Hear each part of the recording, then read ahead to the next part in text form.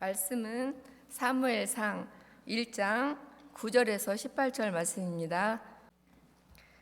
그들이 실로에서 먹고 마신 후에 한나가 일어나니 그때 제사장 엘리는 여호와의 전 문설주 곁 의자에 앉아 있었더라. 한나가 마음이 괴로워서 여호와께 기도하고 통곡하며 서원하여 이르되 만군의 여호와여, 만일 주의 여종의 고통을 돌보시고 나를 기억하사 주의 여종을 잊지 아니하시고 주의 여종에게 아들을 주시면 내가 그의 평생에 그를 여호와께 드리고 삭도를 그의 머리에 대지 아니하겠나이다. 그가 여호와 앞에 오래 기도하는 동안에 엘리가 그의 입을 주목한즉 한나가 속으로 말하매 입술만 움직이고 음성은 들리지 아니하므로 엘리는 그가 취한 줄로 생각한지라. 엘리가 그에게 이르되 내가 언제까지 취하여 있겠느냐, 포도주를 끊으라 하니 한나가 대답하여 이르되 내 주여, 그렇지 아니하니이다. 나는 마음이 슬픈 여자라. 포도주나 독주를 마신 것이 아니요 여호와 앞에 내 심정을 통한 것뿐이오니 당신의 여종을 악한 여자로 여기지 마옵소서. 내가 지금까지 말한 것은 나의 원통함과 격분됨이 많기 때문이니이다 하는지라. 엘리가 대답하여 이르되 평안히 가라. 이스라엘의 하나님이 내가 기도하여 구한 것을 허락하시기를 원하노라 하니 이르되 당신의 여종이 당신께 은혜 입기를 원하나이다 하고 가서 먹고 얼굴에 다시는 근심빛이 없더라. 아멘. 할렐루야. 네, 샬롬 찬양대의 찬양을 들으면서 여기가 저희도 VBS를 하는 것 같았어요. 네, 와 하면서 나가야 될 것 같았는데 전신갑주 입고 나가자 막 이러는 것 같았습니다. 네, 오늘 이렇게 드보라 전도의 헌신 예배 가운데 이렇게 귀한 자리 가운데 설교하러 설 수 있게 되어서 하나님께 감사하고 또 회원 모든 분들께 감사드립니다. 우리 먼저 함께 서로 인사했으면, 이렇게 격려했으면 좋겠습니다. 사랑하고 축복합니다. 네. 우리 한 번 더 이렇게 주 안에서 한 번 더 이렇게 격려해 주면 좋겠습니다. 당신의 헌신이 천국에서 해같이 빛날 것입니다. 아멘, 아멘. 네, 정말 믿습니다. 제가 청소년부를 맡아서 사역할 때 일이에요. 그날은 똑같은 주일이었는데 제가 다윗과 골리앗이라는 주제를 가지고 설교를 준비해서 막 가슴이 흥분되고 있었던 때였어요. 이 다윗과 골리앗의 이야기를 잘 풀어서 우리 친구들에게 온 만물을 주관하시는 하나님, 온 세계를 주장하시는 하나님에 대해서 온전히 선포해야 되겠다. 그 마음에 흥분되고 있었던 때였습니다. 이 말씀을 통해 우리 친구들이 하나님이 얼마나 크신 분인지를 깨닫게 되기를 간절히 원하는 마음 가운데 막 설교를 진행하면서 고조되고 있었던 때예요. 드디어 다윗이 골리앗을 향해 물매를 던졌습니다. 그때 여러분 어떤 일이 생겼나요? 네, 마치 하나의 류현진 선수가 타자가 꼼짝할 수 없는 코스로 포수의 글러브에 정확히 슬라이더를 때려박듯이 다윗이 던진 물맷돌은 골리앗의 이마에 정확히 박혀버렸습니다. 그래서 그 어마어마한 골리앗도 한 방에 가버린 것이죠. 그런데 이렇게만 보면 마치 다윗이 잘해서, 다윗이 용맹해서 그렇게 했던 것처럼 보여요.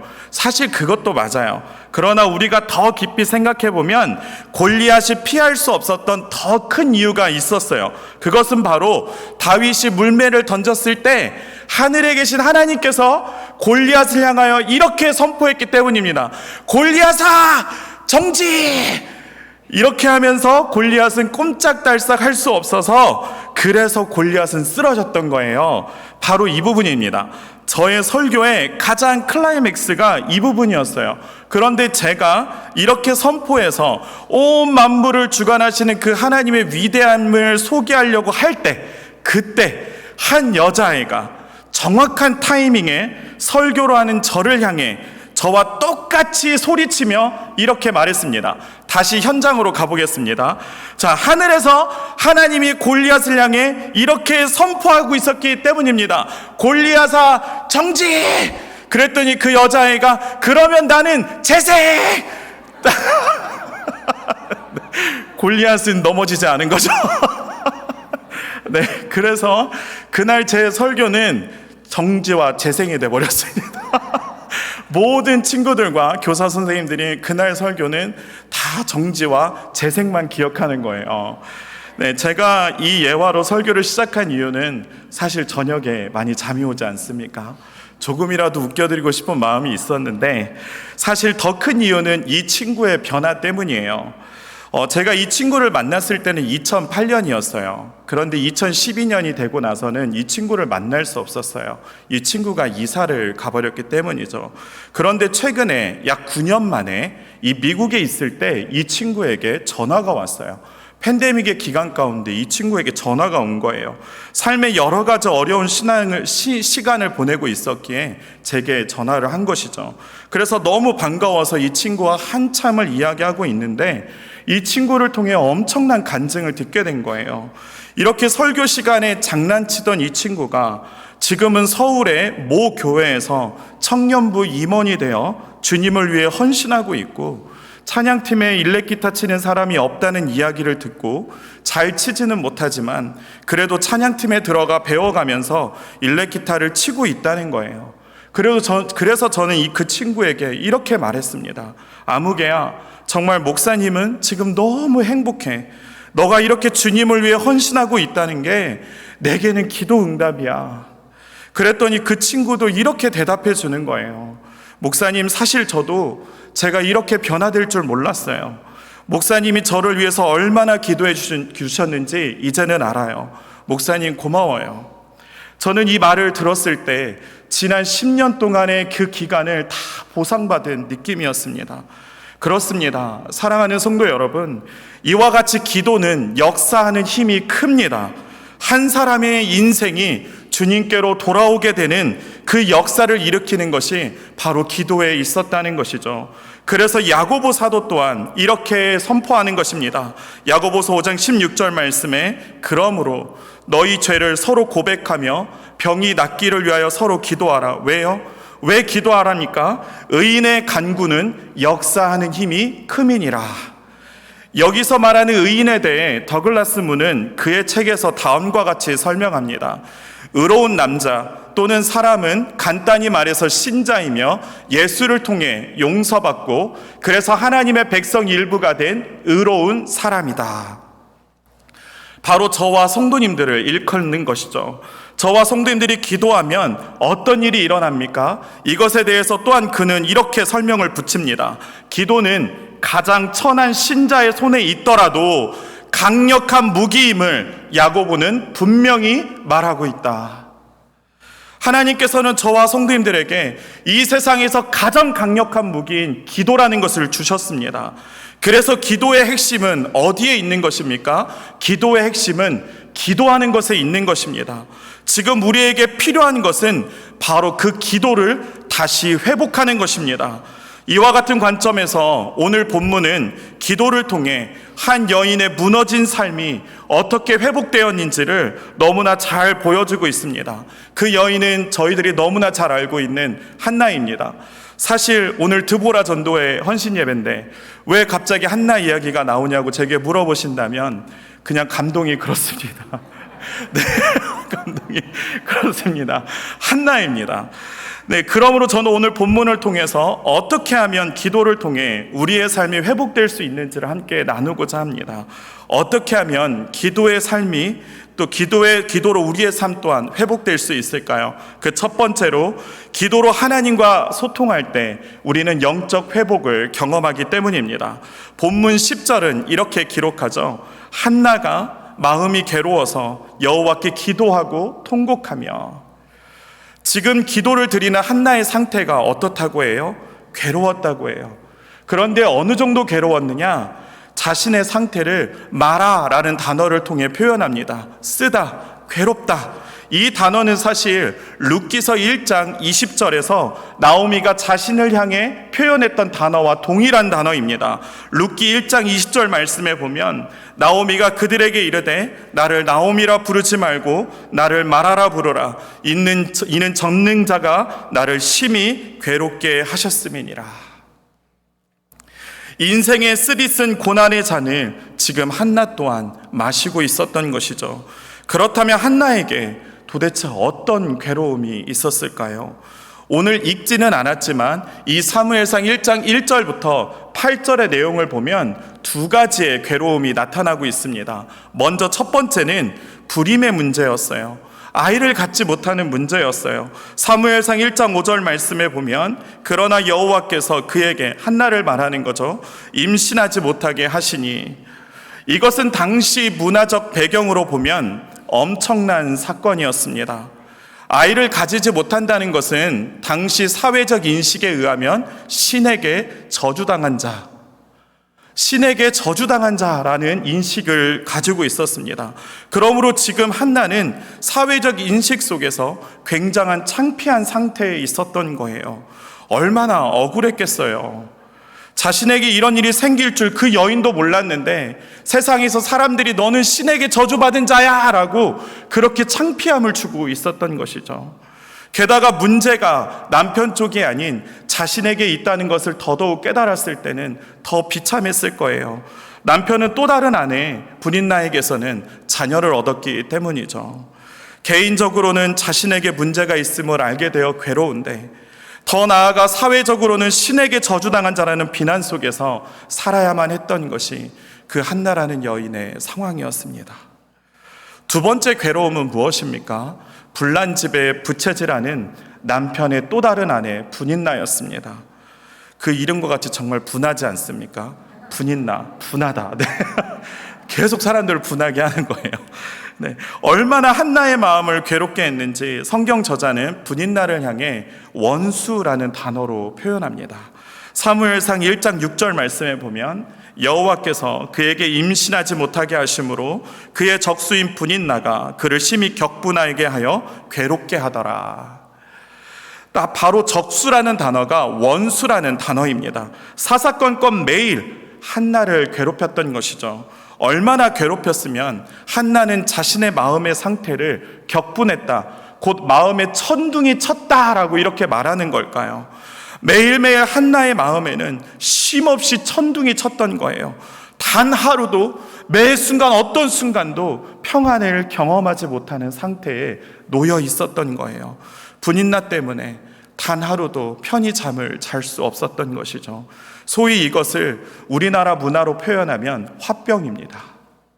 한나는 화병 가운데 있었어요.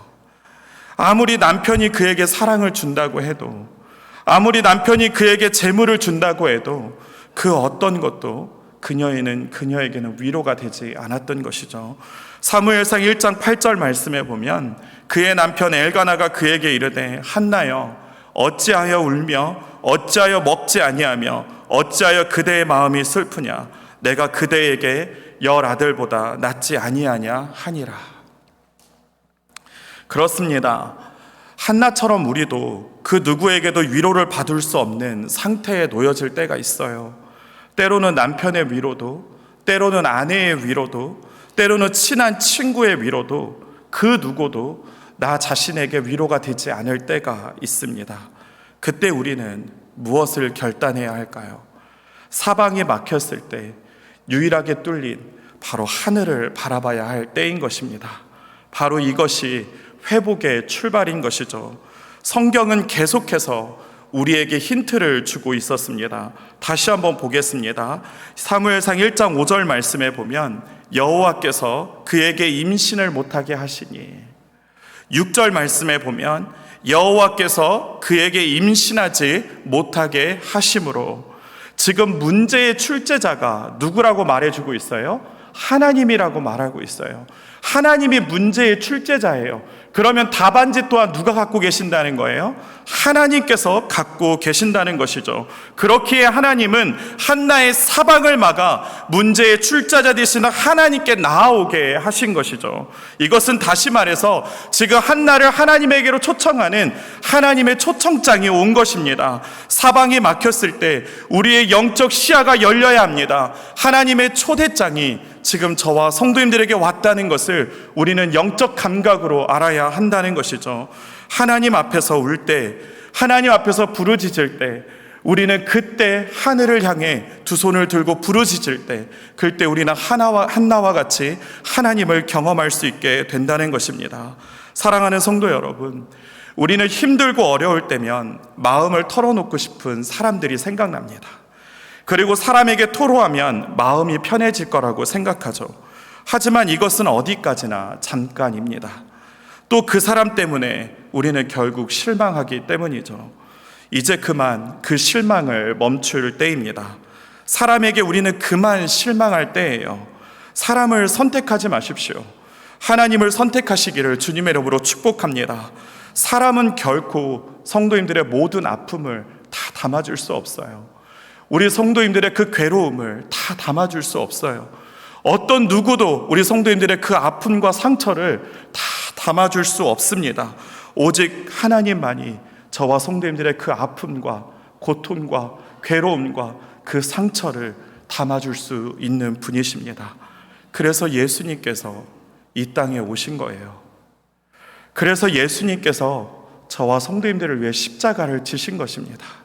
그래서 예수님께서 십자가에서 우리를 대신하여 피 흘려 주신 것입니다. 그래서 예수님께서 세상의 모든 오물을 다 뒤집어 쓰시고 십자가에서 죽으신 것입니다. 왜요? 이 땅에는 문제 없는 사람, 또한 모든 것을 가진 사람은 없기 때문입니다. 그래서 우리는 이렇게 찬양하는 것 아닙니까? 십자가, 십자가, 내가 처음 볼 때에 나의 맘의 큰 고통 사라져. 오늘 믿고서 내 눈 밝았네. 참 내 기쁨 영원하도다. 우리의 마음의 고통을, 우리의 마음의 괴로움을 들고 십자가 앞에 나아갈 때 이 찬양의 가사와 같이 다시 우리 안에 기쁨이 회복될 수 있는 것입니다. 사랑하는 성도 여러분, 지금 무엇이 우리 성도님들의 마음을 괴롭게 하고 있나요? 지금 어떤 것으로 인해 지금 성도님들의 마음이 천둥을 치고 있나요? 그것이 사람입니까? 그것이 물질입니까? 그것이 자녀입니까? 그것이 미래에 대한 두려움입니까? 아니면 그것이 한나와 같이 자녀를 잉태하지 못하는 바로 그 문제입니까? 그 모든 문제를 들고 이 시간 하나님께 나아가 부르짖으시기를 주님의 이름으로 축복합니다. 괴로울 때 우리는 기억해야 됩니다. 무슨 법칙이요? 333 법칙을 기억해야 합니다. 우리 같이 따라해 보겠습니다. 시작! 333 법칙. 이것은 아주 간단합니다. 예레미야 33장 3절 말씀을 기억해야 한다는 것이죠. 우리 다 같이 한번 이 말씀을 읽어보겠습니다. 시작. 너는 내게 부르짖으라. 내가 내게 응답하겠고 내가 알지 못하는 크고 은밀한 일을 내게 보이리라.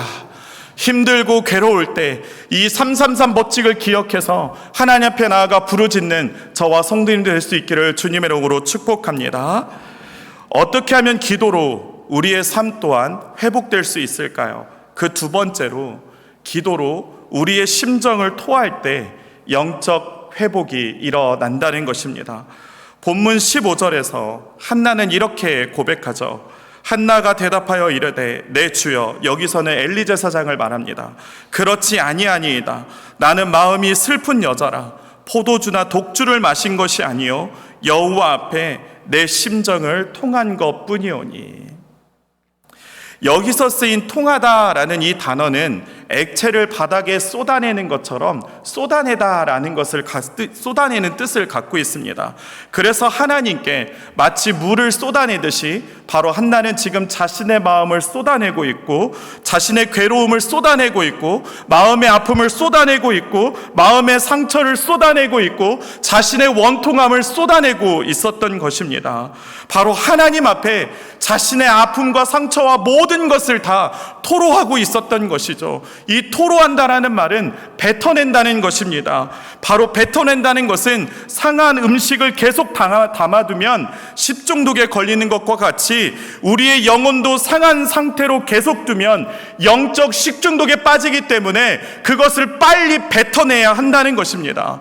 그래서 영적 식중독을 이겨내는 비결을 다윗은 하나님 앞에서 토로하라고 우리에게 말해주는 것이죠. 시편 142편 2절 말씀에 보면 내가 내 원통함을 그의 앞에 토로하며 내 우환을 그의 앞에 진술하는도다. 이것은 하나님의 성품에 대한 신뢰가 없으면 할 수 없는 일이에요. 하나님의 성품에 대해 또 다른 시편에서는 이렇게 말해줍니다. 시편 147편 3절 말씀에 보면 상심한 자들을 고치시며 그들의 상처를 싸매시는도다. 여기서 우리에게 너무나 익숙한 단어가 나옵니다. 바로 라파라는 단어입니다. 출애굽기에서 우리가 많이 봤죠. 라파, 바로 하나님은 지금 자신을 또 이스라엘에게 나는 치료하는 여호와, 또한 너희를 고치는 여호와라고 지금 말해주고 있는 것입니다. 다시 말해서 마음이 부서지고 깨진 자들을 치료하는 여호와이심을 다시 한번 강조해주고 있는 것이죠. 마치 간호사가 찢어진 상처에 소독을 하고 연고를 발라주고 붕대를 감아주듯이 그렇게 저와 성도님들의 마음의 아픔을, 그 고통을, 그 상처를, 그 원통함을 고쳐주시는 하나님이라고 지금 우리에게 말해주고 있는 것입니다. 이 하나님을 신뢰할 때 우리는 하나님 앞에 나아가 우리의 마음을 토로할 수 있는 것입니다. 치료하는 여호와, 싸매시는 여호와, 그 하나님을 신뢰하시는 저와 성도님들이 될 수 있기를 주님의 이름으로 축복합니다. 그런데 여기서 우리가 한 가지 짚고 넘어가야 하는 것이 있어요. 한나의 기도의 내용이에요. 기도의 내용을 보면 좀 이상한 부분이 있습니다. 제가 이상하다고 하니까 이상한 것처럼 느껴지시죠? 지금까지 그렇게 못 느꼈는데 뭐가 이상하다는 거지? 네, 지금부터 뭐가 이상한지 한번 설명을 해드려 보겠습니다. 자, 위에서 말씀드렸듯이 한나의 문제가 무엇이었습니까? 불임의 문제죠. 자녀가 없는 문제였어요. 그러면 한나는 하나님 앞에 무엇을 구하면 됩니까? 자녀를 달라고 하면 돼요. 자녀를 주시면 그것에 감사하면 됩니다. 그런데 한나의 기도의 내용을 보면 조금 달라요. 자녀를 달라고 하는 기도를 넘어서서 무엇인가가 첨가되어져 있습니다. 본문 11절 말씀을 제가 읽어드릴게요. 서원하여 이르되 만군의 여호와여, 만일 주의 여종의 고통을 돌보시고 나를 기억하사 주의 여종을 잊지 아니하시고 주의 여종에게 아들을 주시면, 여기까지는 이상이 없습니다. 그런데 이 다음이에요. 주시면 내가 그의 평생에 그를 여호와께 드리고 삭도를 그의 머리에 대지 아니하겠나이다. 아들을 주시면 된다라고 말하면 되는데 그 위에 뒤에 무엇인가를 더 덧붙이고 있어요. 그를 여호와께 드리고 삭도를 그의 머리에 대지 아니하겠나이다. 이것은 구약의 나실인 제도를 말하는 거예요. 지금 한나는 자녀를 하나님께, 하나님을 섬기는 자로 드리겠다라고 말하는 것이죠. 이게 뭘까요, 도대체? 아니, 하나님께 자녀를 달라고 할 때는 언제고, 이제는 또 드리겠다고 말합니다. 뭐 남들이 갖지 못한 것을 다시 가져보고 싶은 욕망에서 그런 걸까요? 아니면 이렇게라도 매달려서라도 하나님을 감동시켜서 자녀를 가져보고 싶었던 것일까요? 그 어느 것도 이 상황을 명쾌하게 설명해 주지 못합니다. 그러면 하나님은 지금도 하나님께 한나처럼 이렇게 서원하는 모든 사람들의 기도에 똑같이 다 응답해 주셔야 하기 때문이죠. 그러나 하나님은 그렇게 역사하지 않으십니다. 그렇다면 지금 이 부분은 도대체 어떻게 우리가 받아들여야 할까요? 이것을 이해하기 위해서는 반드시 우리는 사무엘상 1장에 나타나는 병치 구조라는 이 문법적인 것을 잠깐 살펴봐야 합니다. 병치 구조라는 것은 나란히 대등하게 두는 구조를 말합니다. 학자들은 이 구조를 알 때 지금 이 부분이 어떤 이야기를 우리에게 전달하고 있는지를 명확하게 알 수 있다고 말합니다. 자, 병치 구조가 어떻게 이루어지는지 함께 보여드리겠습니다. 사무엘상 1장 2절 말씀에 보면 이렇게 되어 있어요. 그에게 두 아내가 있었으니 한 사람의 이름은 한나요, 한 사람의 이름은 분인나라. 분인나라에게는 자식이 있고 한나에게는 자식이 없었더라. 자, 있고와 없었더라가 지금 2절에 나오고 있습니다. 3절로 가보겠습니다. 이 사람이 매년 자기 성읍에서 나와서 실로에 올라가서 만군의 여호와께서 예배하며 제사를 드렸는데 엘리의 두 아들 홈니와 비느하스가 여호와의 제사장으로 거기에 있었더라. 자, 분인나에게는 자식이 있었습니다. 그리고 엘리에게도 자식이 있었습니다. 그런데 한나에게는 자식이 없었습니다. 그런데 병치구조라면 이 3절 하반부에 뭐가 나와야 돼요? 또 다른 없었더라가 나와야 됩니다. 그런데 지금 이 3절은 그 없었더라라는 것을 뭐하고 있어요? 생략하고 있죠. 자, 이렇게 하면 자꾸 헷갈리시죠? 그래서 PPT를 준비했습니다. PPT를 띄워주세요. 네, 준비했습니다. 자, 이렇게 된 거예요. 자, 이렇게 됐습니다. 자, 보시면 2절을 보면 분인나는 있고 3절에 보면 엘리도 있었더라. 다시 2절 밑으로 오면 한나는 자식이 없었는데 3절의 밑에 보면 뭐가 빠져 있어요? 없었더라가 없는 거예요. 생략했어요. 성경 기자는 지금 이것을 생략하고 있습니다.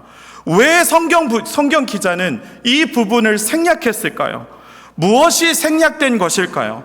병치구조상 이 부분은 반드시 없었더라가 맞는데, 그런데 이 성경 기자는 이것을 뺀 거예요. 바로 이 부분이 바로 사무엘상을 여는 비밀이 여기에 있었습니다.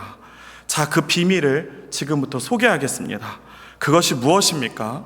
분인나와 제사장 엘리를 같은 등가에 두고 있죠. 어떻게 일반인과 하나님을 섬기는 제사장을 같은 등가에 구약시대에 둘 수 있었을까요?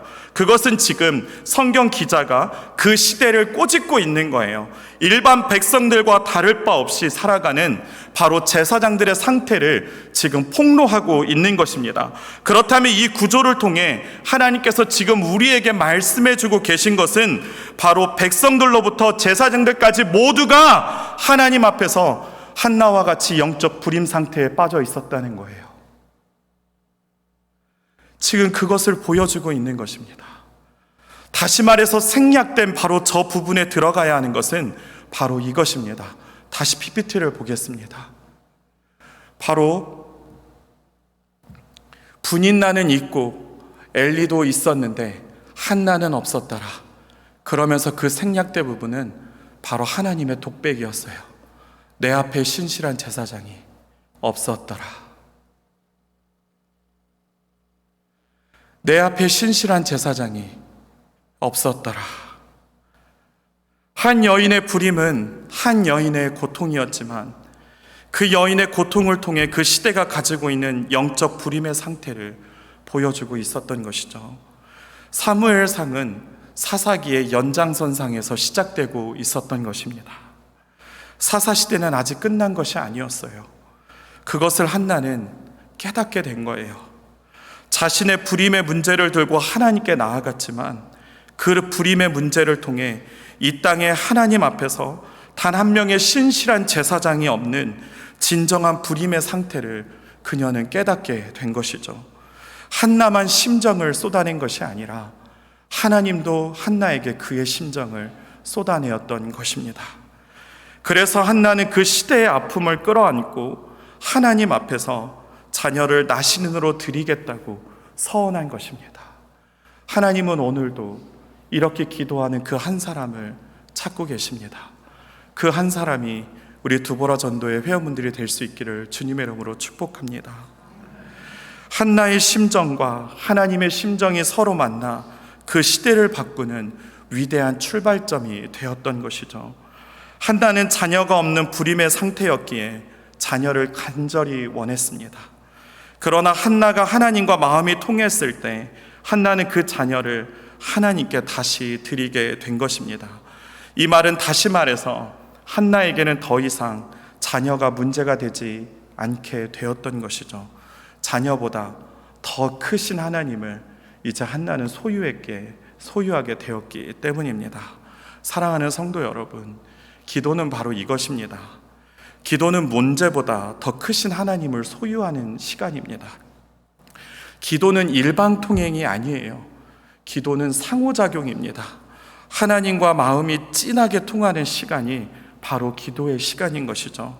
기도를 통해 우리는 마치 우리의 기도의 제목들을 아뢰는 것 같지만 사실 우리는 기도를 통해 하나님의 마음을 배우게 되고 하나님의 마음을 깨닫게 되고 하나님의 마음을 소유하게 되는 것이죠. 그렇게 함으로써 문제를 넘어 우리는 그 문제보다 더 크신 하나님을 진정으로 소유하게 되기 때문입니다. 제가 군복무 할 때의 일이에요. 제가 이래봬도 군대를 나왔어요. 제가 몸무게 때문에 그렇지 않았습니다. 저 젊었을 때는 되게 호리호리했습니다. 허리 28. 네. 그 정도로 호리호리했었는데, 네, 그래서 1등급으로 들어갔습니다. 네, 그런데 제가 이 군대에 들어갔을 때 참 많은 괴롭힘을 당했었어요. 사실 군대 선임들의 괴롭힘이 매일매일 지속되었었어요. 그 군복에 군종이라는 명찰을 달고 있었기에 저는 그 양심을 지키고자 술도 마시지 않았고 선임들이 주는 담배도 피지 않았어요. 심지어 간부들이 주는 술도 마시지 않았어요. 그러다 보니 조금씩 사람들에게 표적이 되어가고 있었다는 걸 저는 몰랐습니다. 그러다가 어느 날 갑자기 뒤로 고참이 불러내서 정강이를 차고 머리에 쓰는 철모로 제 머리를 때리기 시작했어요. 또 어떤 날은 갑자기 불러내서 발로 제 뒤를 차서 넘어뜨리고 다시 일으켜서 또 차고 넘어뜨리고, 이런 반복된 하루가 계속되던 어떤 날 선임과 근무를 서는데 그 선임이 조금 뭐가 기분이 안 좋았는지 총에다 실탄을 장전하는 거예요. 그러더니 제 머리에다가 대고 이렇게 말하는 거예요. 예수님을 믿지 않는다고 말해. 그러면 내가 이거 치워줄게. 아니면 이거 당긴다. 너 어머니 때문에 예수 믿게 되었다며? 하여튼 암탉이 울면 집안이 망한다더니 너희 집안도 너희 어머니 때문에 망해가는구나. 이런 일들이 계속 반복되던 어느 날 저도 더 이상 참을 수가 없어 터질 듯한 괴로움이 제게 찾아와서 모든 일과를 마치고 대대교회에 올라갔어요. 그리고 아무도 없는 예배당 맨 앞에 그 십자가 앞에서 나아가 하나님께 제 심정을 토로하기 시작했습니다. 주님, 너무 힘들어요. 주님, 도망치고 싶어요. 지금 너무 미워서 다시 그들을 보고 싶지 않아요. 사랑해야 하는데 그 사랑이 제게 나오지 않아요. 자꾸 대들고 싶고 무엇을 잘못했냐고 소리치고 싶어요. 도대체 무엇이 문제냐고 따지고 싶어요. 주님, 이 상황을 제가 어떻게 해야 합니까? 너무 미워서, 너무 괴로워서, 그들이 보고 싶지가 않아서 이제는 더 이상 견딜 수가 없습니다. 이렇게 한참을 눈물을 흘리며 기도하고 있을 때 제 마음에 하나님의 마음이 밀려오기 시작했어요. 그리고 제 마음에 하나님께서 이렇게 말씀하셨어요. 왕규야, 나는 너를 변화시키기 위해 20년을 기다렸는데 너는 고작 1년하고 조금 넘는 시간을 견뎌놓고 다 했다고 생각하니? 나는 너를 위해 20년을 인내했어. 나는 너를 위해 20년을 기다렸어. 나는 너를 위해 20년을 함께했어. 나는 너를 향해 지금까지 단 한 번도 사랑의 마음을 놓았던 적이 없어.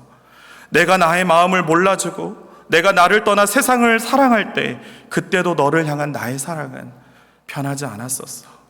왕규야, 너도 나처럼 그들을 사랑해 줄 수 없겠니?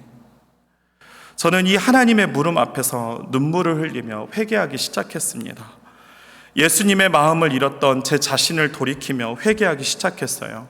그때 제 안에 다시 하나님의 사랑이 파도처럼 밀려오기 시작했습니다. 도저히 제 힘으로는 감당할 수 없는 사람들을 향해 다시 사랑이 일어나기 시작했습니다. 그 사랑으로 저는 다시 군종으로서의 정체성을 회복하고 다시 사랑의 자리로 돌아갈 수 있었습니다. 사랑하는 성도 여러분, 기도의 핵심은 기도하는 것에 있습니다. 그러나 그 기도는 일방통행이 아닙니다. 기도 시작했다, 기도 끝났다, 그것이 아닙니다. 기도는 나의 마음과 하나님의 마음이 서로 만나는, 심정이 통하는 시간이어야 된다는 것이죠. 그럴 때 우리는 기도를 통해 우리의 풀 수 없는 수많은 문제들 앞에서 이렇게 반응할 수 있는 것입니다. 본문 18절 말씀은 이렇게 끝납니다. 얼굴에 다시는 근심빛이 없더라. 기도를 통해 한나와 같이 모든 지각에 뛰어난 하나님의 평강을 경험하는 저와 성도님이 될 수 있기를 주님의 이름으로 축원합니다. 말씀을 맺겠습니다. 2002년 월드컵 때 이영표 선수에게 일어났던 실제 일이에요. 월드컵 개막식을 이틀 앞두고 연습 중에 이영표 선수는 부상을 입게 된 거예요. 종아리 근육이 12cm나 찢어지는 부상을 입었어요. 인생에 있어서 가장 중요한 기회가 송두리째 날아가는 절망감 때문에 이 이영표 선수는 하나님 앞에 나아가 하나님을 원망하기 시작했습니다. 그러던 중에 한 사람이 이 이영표 선수에게 욥기서를 읽으라고 권면했어요. 그렇게 욥기서를 읽고 묵상하던 가운데 그동안 하나님을 위한 월드컵이 되게 해달라고 수없이 기도했던 그였지만 그 자신 안에 있는 욕망을 보게 되었어요. 야망을 보게 되었어요. 그것을 이영표 선수는 이렇게 표현합니다. 저는 말로는 1년 반 동안 하나님을 위한 월드컵이 되게 해달라고 기도했지만 실제로 제 마음속에는 내가 월드컵 잘해서 유럽 진출해야지, 내가 월드컵을 통해서 실력을 인정받아야지 라는 생각이 있다는 것을 저는 보게 되었습니다. 이런 자신의 모습을 직면하고 나서 이영표 선수는 하나님께 회개의 기도를 드리기 시작했다고 해요. 그때 하나님께서 이영표 선수의 마음속에 이렇게 물어보셨다고 합니다. 지금 너에게 가장 중요한 게 뭐니? 그때 이영표 선수가 이렇게 답했다고 해요. 축구요, 월드컵이요. 그렇게 말했더니 하나님께서 다시 이영표 선수의 마음에 이렇게 물으셨다고 해요. 내가 가장 중요하게 생각하는 그거 날 위해 포기할 수 있니? 내가 가장 중요하게 생각하는 그거 날 위해 포기할 수 있니? 이 질문 앞에서 이영표 선수는 한 점 망설임 없이 내라고 기쁨으로 답했다고 합니다. 바로 이것입니다. 이영표 선수는 기도를 통해 자신을 보게 되었고 하나님이 자신에게 원하시는 것이 무엇인지를 깨닫게 되었던 것이죠. 기도를 통해 자신의 가장 소중한 것을 드려도 아깝지 않을 만큼 자신의 모든 것이 하나님의 것이었음을 이영표 선수는 깨닫게 되었던 것입니다. 바로 하나님과 심정이 통했던 것이죠. 오늘도 하나님은 저와 성도님들에게 이렇게 물어보십니다. 저는 이 질문이 한나에게도 들려왔다고 생각합니다. 내가 가장 중요하게 생각하는 그거 날 위해 포기할 수 있니? 이 질문 앞에 저와 성도님들 또한 이영표 선수와 같이 예스라고 말할 수 있는 우리 모두가 될 수 있기를 주님의 이름으로 축원합니다. 저는 이 말씀을 준비하면서 이 찬양이 제 입가에 계속 맴돌았는데요. 괴로울 때 주님의 얼굴 보라. 이 시간 함께 이 찬양을 하면서 설교를 마무리하고자 합니다.